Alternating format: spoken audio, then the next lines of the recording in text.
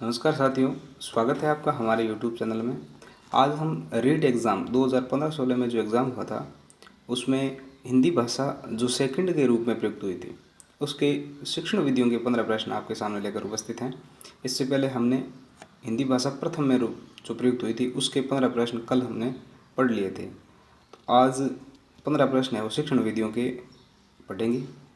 तो शुरू करते हैं आज का वीडियो। शुरू करने से पहले अगर आप हमारे चैनल पर पहली बार आए हैं तो प्लीज़ हमारे चैनल को सब्सक्राइब करें। सब्सक्राइब करने के बाद में पास में बनी बेल आइकन जरूर प्रेस करें ताकि प्रत्येक आने वाले वीडियो का नोटिफिकेशन आपको प्राप्त हो सके।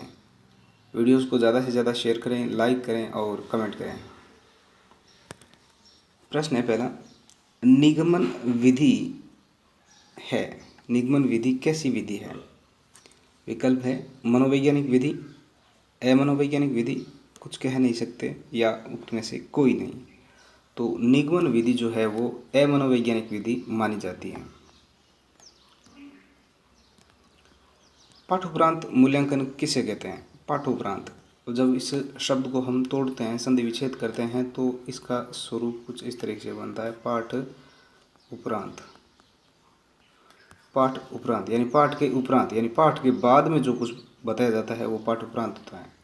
पाठ के पढ़ाने के बाद में जो मूल्यांकन किया जाता है उसको पाठोपरांत कहते हैं। तो पाठ के बाद, पाठ पढ़ाने के बाद अगर मूल्यांकन किया जाता है तो उसको पाठोपरांत मूल्यांकन कहते हैं। पाठांतर्गत आ जाए, पाठांतर्गत तो पाठ पढ़ाने के समय, जब पाठ पढ़ा रहे हैं उस समय कोई मूल्यांकन किया जाता है तो वो पाठांतर्गत होता है। प्रारंभिक अवस्था में बालक भाषा सीखता है। जो प्रारंभिक अवस्था होती है उसमें बालक भाषा किस तरीके से सीखता है? तो प्रारंभिक अवस्था में बालक है वो भाषा श्रवण के माध्यम से, उसके बाद में निरीक्षण और उसके बाद में अनुकरण के माध्यम से भाषा है वो सीखता है। तो इस प्रश्न का सही उत्तर होगा विकल्प नंबर 3। पहले श्रवण करता है, उसके बाद में उस श्रवण करने के बाद में वो अपने ही मन में, अपने मस्तिष्क में उसका निरीक्षण करता है और उसके बाद में उस भाषा का है वो अनुकरण करता है बच्चा। अगला प्रश्न है, वाक्य विश्लेषण के शिक्षण हेतु उपयुक्त विधि है। वाक्य विश्लेषण के शिक्षण हेतु उपयुक्त विधि है। तो इस प्रश्न का सही उत्तर होगा विकल्प नंबर 1, आगमन विधि। आगमन विधि है वो वाक्य विश्लेषण के शिक्षण हेतु उपयुक्त विधि मानी जाती है। अगला प्रश्न है, वाक्य की पूर्णता के लिए आवश्यक है। वाक्य की पूर्णता के लिए आवश्यक है। तो इस प्रश्न में जो ये तीनों विकल्प है वो वाक्य की पूर्णता के लिए उपयुक्त माने जाते हैं। तो इसमें योग्यता भी सही होगा, योग्यता, आकांक्षा और आसक्ति। आसक्ति, तो इसका सही उत्तर होगा विकल्प नंबर 4, उपयुक्त सभी। अगला प्रश्न है, मौन वाचन से क्या लाभ है? मौन वाचन से क्या लाभ है?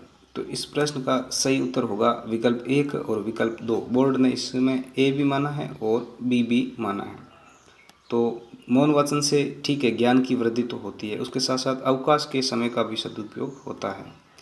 तो इस प्रश्न का सही उत्तर ए और बी दोनों माना बोर्ड ने। मौन वाचन जो मन ही मन में बच्चा अध्ययन करता है, मन ही मन में बोल करके उसका अध्ययन करता है तो वो मौन वाचन कहलाता है। शेषोर वाचन, बच्चा जोर जोर से, सामूहिक रूप से बच्चे हैं वो बोलते हैं। अनुकरण वाचन, अध्यापक पहले बोलता है और उसके पीछे पीछे जो बच्चे अनुकरण करते हुए बोलते हैं तो वो अनुकरण वाचन होता है। तो भाषा प्रथम में इस वाचन से संबंधित एक प्रश्न आया हुआ था और ये भाषा सेकंड के अंदर भी ये वाचन से संबंधित प्रश्न है वो आ गया है। बालक परिवार में रहकर कैसी भाषा सीखता है? बालक परिवार में रहकर कैसी भाषा सीख जाता है? तो बालक परिवार में रहकर के बोलचाल की भाषा सीखता है। परिवार से ही उसे अनौपचारिक शिक्षा की शुरुआत मिलती है और परिवार से ही बच्चे की बोलचाल की भाषा है वो विकसित होती है, जिसे हम मातृभाषा कहते हैं। समतल पर बिखरी सामग्री को बहुत तेज प्रकाश द्वारा पर्दे पर प्रतिबिंब किया जा सकता है। समतल पर बिखरी सामग्री को बहुत तेज प्रकाश द्वारा पर्दे पर प्रतिबिंबित किया जा सकता है। तो किसके माध्यम से किया जा सकता है? एपिडाइस्कोप के माध्यम से। एपिडाइस्कोप के माध्यम। तो इस प्रश्न का सही उत्तर होगा एपिडाइस्कोप। एपिडाइस्कोप के माध्यम से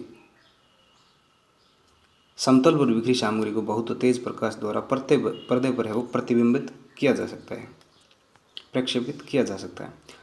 दृश्य श्रव्य सामग्री की आवश्यकता निम्न में से किस विधि के लिए आवश्यक नहीं है?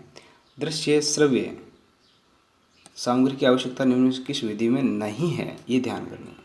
तो दृश्य श्रव्य सामग्री की आवश्यकता है वो व्याख्यान विधि में आवश्यक नहीं है। व्याख्यान में एक टीचर होता है जो एकमात्र अपने ही स्तर पर व्याख्या कर सकता है, व्याख्यान दे सकता है, तो वहाँ उसमें दृश्य श्रव्य सामग्री की आवश्यकता नहीं होती है। उपरोक्त सभी देख करके उपरोक्त सभी नहीं करना है। प्रश्न को देखना है, समझना है, प्रकृति पढ़नी है प्रश्न की, उसके बाद में विकल्पों का अच्छे तरीके से चयन करना है। अगला प्रश्न है, निम्न में से प्रक्षेपित सामग्री नहीं है, प्रक्षेपित सामग्री नहीं है, तो इस प्रश्न का सही उत्तर होगा विकल्प number 3, bulletin board. Bulletin board कोई प्रक्षेपित सामग्री नहीं है।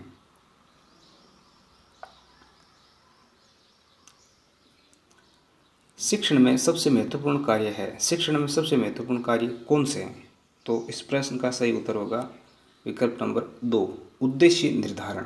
उद्देश्य निर्धारण, जब हमारा उद्देश्य का निर्धारण हो जाता है तो वो शिक्षण में एक महत्वपूर्ण कार्य माना जाता है।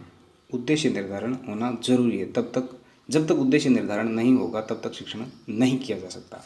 तो शिक्षण में सबसे महत्वपूर्ण कार्य होता है उद्देश्य निर्धारण करना। शैक्षिक मूल्यांकन के उद्देश्य होते हैं, शैक्षिक मूल्यांकन के उद्देश्य कितने होते हैं?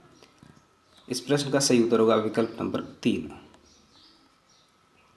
शैक्षिक मूल्यांकन के उद्देश्य 3 होते हैं, और वो कौन कौन से होते हैं वो उद्देश्य आप मुझे कमेंट बॉक्स में कमेंट करके बताएंगे। शैक्षिक मूल्यांकन के 3 उद्देश्य कौन कौन से होते हैं वो आप मुझे कमेंट बॉक्स में कमेंट करके बताएंगे। अगला प्रश्न है, मौन वाचन का मूल्यांकन किस परीक्षा के द्वारा किया जा सकता है? ये पुनः एक बार वाचन से संबंधित एक प्रश्न दोबारा रिपीट हो गया, तो इस तरीके से हमें इस टॉपिक को बहुत अच्छे तरीके से पढ़ना है। मौन वाचन का मूल्यांकन किस परीक्षा के द्वारा किया जा सकता है? तो मौन वाचन का मूल्यांकन पूर्ति परीक्षा, सत्य असत्य परीक्षा, बहुविकल्प परीक्षा और उपयुक्त में थे सभी। यानी इस प्रश्न का सही उत्तर होगा विकल्प नंबर 4, पूर्ति परीक्षा, सत्य असत्य। और पूर्ति परीक्षा रिक्त स्थानों की पूर्ति वाले जो वाक्य आते हैं उसमें, और सत्य असत्य एक वाक्य दे दिया, पूछ लिया, आगे लिख दिया सत्य है या असत्य है। और बहुविकल्पी जो ऑब्जेक्टिव टाइप प्रश्न होते हैं उन सभी में है वो मौन वाचन के द्वारा मूल्यांकन किया जा सकता है। अगला है, निदान की परीक्षण विधि के प्रकार होते हैं। निदान की परीक्षण विधि के प्रकार होते हैं, तो इस प्रश्न का सही उत्तर होगा विकल्प नंबर 2। निदान की परीक्षण विधि के 2 प्रकार होते हैं। अगला और अंतिम प्रश्न है, शिक्षार्थियों के सतत एवं समग्र मूल्यांकन CCE पर प्रभावी जोर दिया गया है। तो CCE पर प्रभावी जोर किस में दिया गया था? तो ये राष्ट्रीय शिक्षा नीति 1986 के अंदर जो थी उसमें शिक्षार्थियों के सतत एवं समग्र मूल्यांकन पर प्रभावी जोर दिया गया था। राष्ट्रीय शिक्षा नीति 1986 में ये बात है वो कही गई है। तो आज के वीडियो में इतना ही। इस वीडियो को ज़्यादा से ज़्यादा शेयर करें, लाइक करें। अगले वीडियो में देखते हैं या तो संस्कृत की व्याकरण के कुछ प्रश्न लेके आएंगे जो रीट 2015-16 में आए थे, या फिर कुछ फर्स्ट ग्रेड के लिए कुछ नया शुरुआत करेंगे, क्योंकि फर्स्ट ग्रेड संस्कृत विभाग की परीक्षा तिथि है वो तय कर दी है बोर्ड ने। तो मिलते हैं अगले वीडियो में, तब तक के लिए नमस्कार, जय हिंद।